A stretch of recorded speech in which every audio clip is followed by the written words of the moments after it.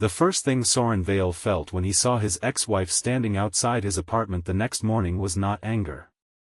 It was fear.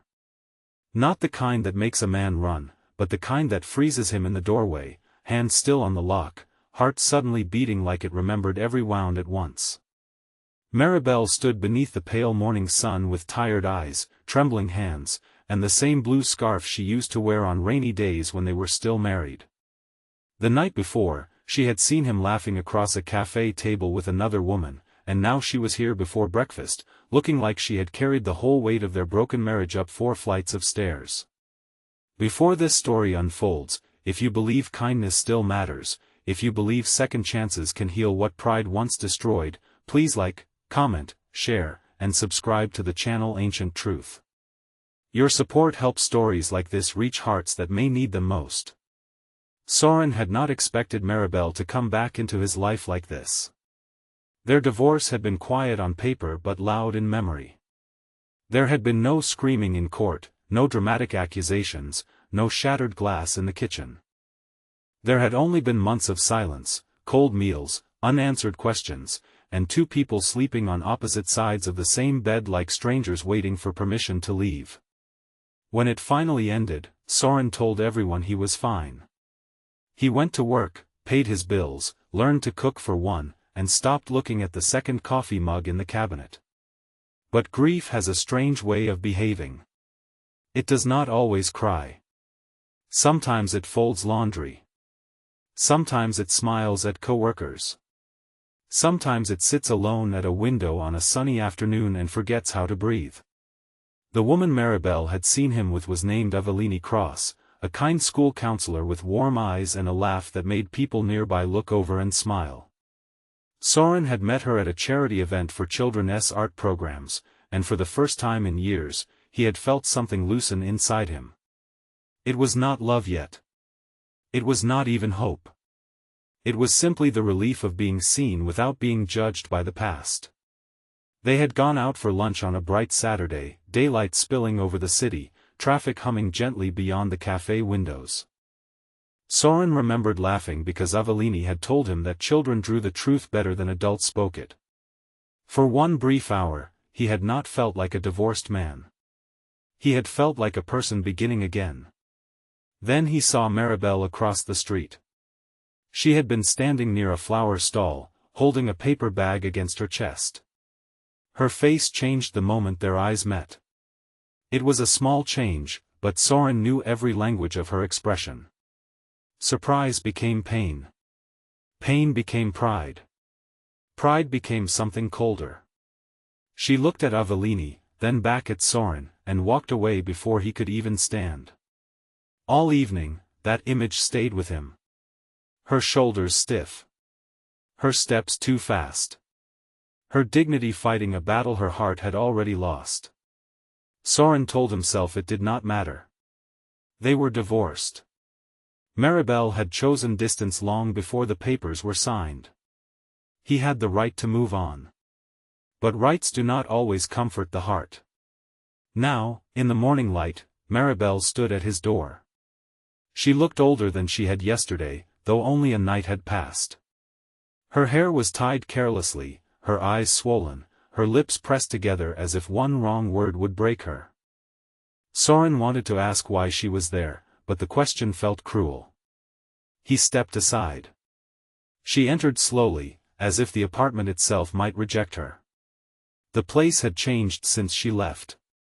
There were new curtains, fewer photographs, a small basil plant by the window, and no trace of the life they once built except the silence that rose between them like a wall. Maribel looked around and whispered that he had made it peaceful. Sorin almost laughed, not because it was funny, but because peace had cost him nights of loneliness he would never describe. She sat on the edge of the sofa, hands clasped tightly in her lap. For a while, neither of them spoke. Outside, the day was beginning. Delivery trucks rolled by. Someone's radio played faintly from the street below. Sunlight crawled across the wooden floor. It was an ordinary morning, except Sorin could feel his entire past sitting 3 feet away from him. Maribel finally admitted that seeing him with Avellini had hurt more than she expected. She said she had imagined him alone, not because she wanted him to suffer, but because it made her own loneliness feel less shameful. The honesty of it struck Sorin harder than any accusation. She told him she had spent the night walking through memories she had buried, the way he used to warm her hands in winter, the way he stayed beside her mother in the hospital, the way he stopped singing in the shower during their final year because joy had become unwelcome in their home. She said she had blamed him for becoming distant, but only after seeing him smile at someone else did she realize she had been the first to leave, long before she packed a suitcase. Sorin listened with his jaw tight. Part of him wanted to protect the life he had slowly rebuilt.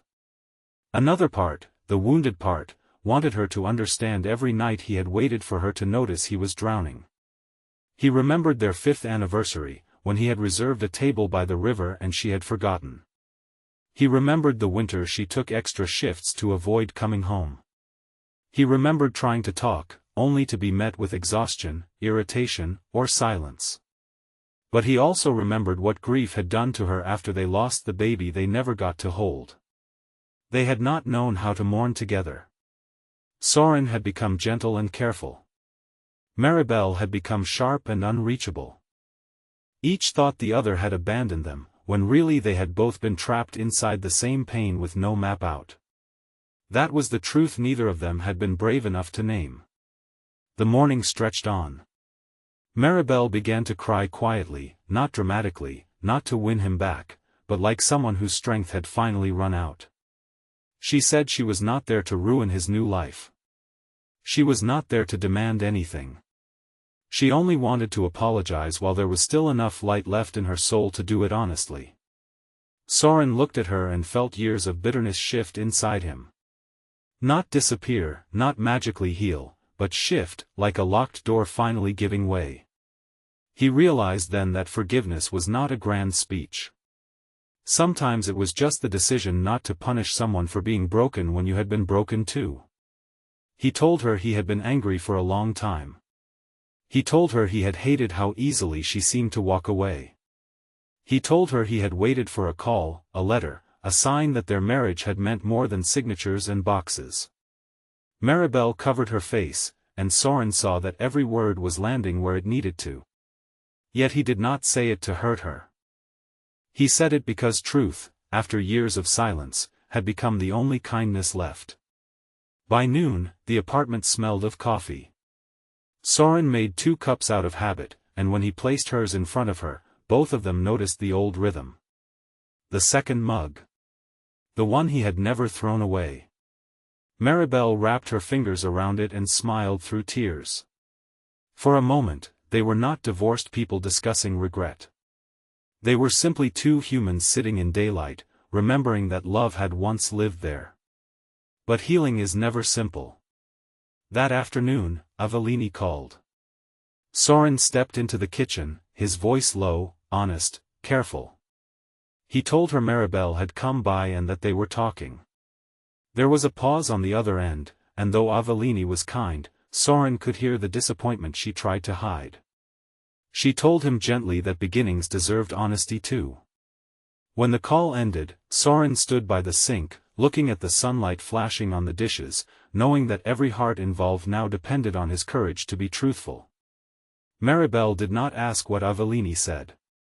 She only looked at him with sad understanding. She knew she had arrived at a door that might already be opening for someone else. That knowledge humbled her. Instead of pleading, she stood and thanked him for letting her speak. She said she would leave now, and this time she would not run from the consequences of her choices. The old Maribel would have protected herself with pride. This Maribel picked up her bag with shaking hands and turned toward the door as if walking away was the only loving thing she had left to offer. Sorin let her reach the hallway before he spoke. He did not ask her to come back as his wife. He did not promise what he was not ready to give. He only asked if she would meet him the next morning at the cemetery, where their unnamed child rested beneath a small stone they had both avoided for too long. Maribel froze. Then she nodded, tears falling freely now. That one nod carried more love than 1,000 apologies. The next day was bright and clear, the kind of morning that makes the world look innocent. Sorin arrived first with white flowers. Maribel came a few minutes later carrying a tiny wooden bird she had kept hidden in a drawer for years. They stood side by side before the grave, no longer pretending the loss had not shaped them. Sorin placed the flowers down. Maribel placed the bird beside them. They cried without shame. They spoke the name they had once been too afraid to choose. Arlen. A small name for a small life that had changed everything. In that cemetery, beneath the daylight, something ended properly at last. Not their marriage, not their love, but the silence that had poisoned both. They did not leave hand in hand like a perfect movie ending. Real life is rarely that neat. They walked slowly, with space between them, but the space no longer felt like distance. It felt like respect. It felt like room to heal. Weeks passed. Sorin continued seeing Avellini for a while, but with honesty between them, both understood his heart was standing at a crossroads. Avellini, with grace that Sorin would always remember, told him that sometimes people entered our lives not to stay forever, but to remind us we were still capable of warmth. She wished him peace, and he knew she meant it. That farewell hurt, but it was clean. No lies. No betrayal. Just two good people choosing truth over comfort. Maribel began therapy. Sorin did too. Separately at first. Then, months later, together. They did not rush. They learned how to speak without weapons, how to listen without preparing defenses, how to hold grief without blaming each other for its weight. Some days were painful. Some conversations reopened old wounds. But there were also ordinary miracles, a shared walk through the park, laughter over spilled tea, a quiet dinner where neither felt the need to escape. Love returned not like lightning, but like sunrise, slow and patient, touching one corner of darkness at a time. 1 year after the morning she appeared at his door, Maribel and Sorin stood again in the same apartment. The basil plant had grown wild by the window. The second mug sat on the counter. Outside, daytime traffic moved through the city, bright and restless. Maribel looked at him and said she did not want their old marriage back. Sorin understood immediately. Neither did he. What they wanted was something new, built not from forgetting, but from remembering wisely. Something humbler. Kinder. Stronger. They never remarried for appearances. They did not announce a grand reunion online or pretend pain had made them perfect. They simply chose each other again, one honest day at a time. And sometimes, that is the most powerful love story of all. Not the love that never breaks, but the love that learns where it broke, gathers every shattered piece with trembling hands, and says, "This time, we will be careful with what is sacred."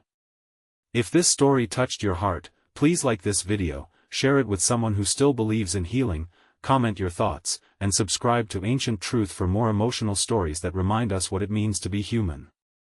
Special request, comment "Second chances heal" if you believe forgiveness can change a life.